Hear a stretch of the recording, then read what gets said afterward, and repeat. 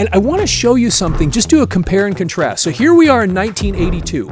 That's when Creatures of the Night comes out. This was released on October 13th of 1982. Check out another album that came out in 1982. And it's this one right here, Iron Maiden, Number of the Beast. Now, just real quick, do a compare and contrast with these two records.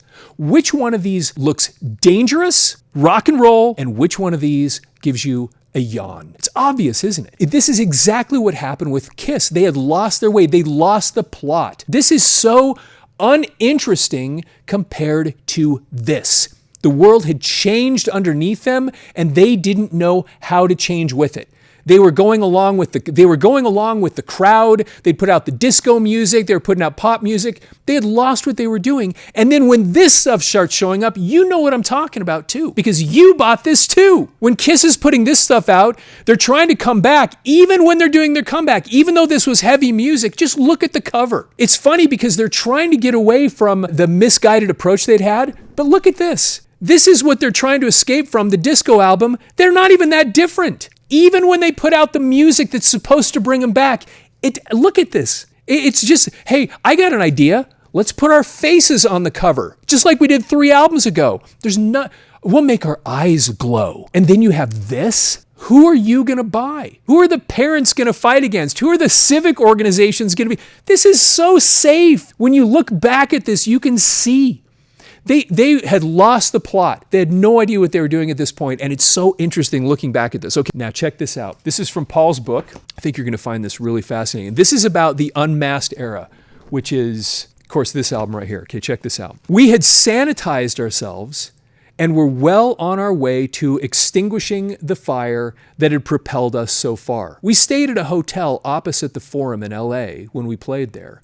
And I looked out the window and broke out into a cold sweat because I saw so many kids and families standing in line, which at that time could only backfire on us. The line could just as easily have been for the circus. This is so fascinating because you remember this too. I was one of those kids. Not at the concert, but I was one of those kids that was just fascinated by Kiss back in that era. I love them, but here's what's so interesting. Think about how the lack of self-awareness of their real situation, because here's Paul, and he sees this. They're touring here on the Dynasty tour, and they're looking around going, we have little kids coming to our concerts now. This can't be good. We're going to lose all of our fans. You know, the fan base they'd had all these years as they're a gritty rock band. Now you got kids. No one wants to go to a concert if this is like a kid's show, which has started feeling like. Now look at this. Just think about this for a minute. Think about the lack of awareness. So here you are, worried that you are now appealing to children. And what do you put on your next album? A comic? A cartoon? I remember going to the store and seeing this record. And I was 11?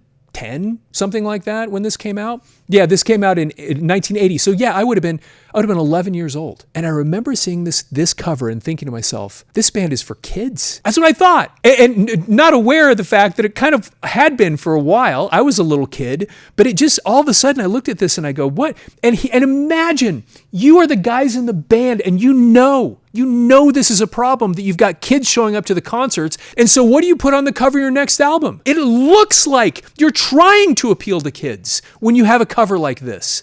Like I said, it just shows that they just had no idea what they were doing. They were so lost. They know that there's a problem, and instead of actively trying to fix the problem, they put kerosene on the problem. They make it worse.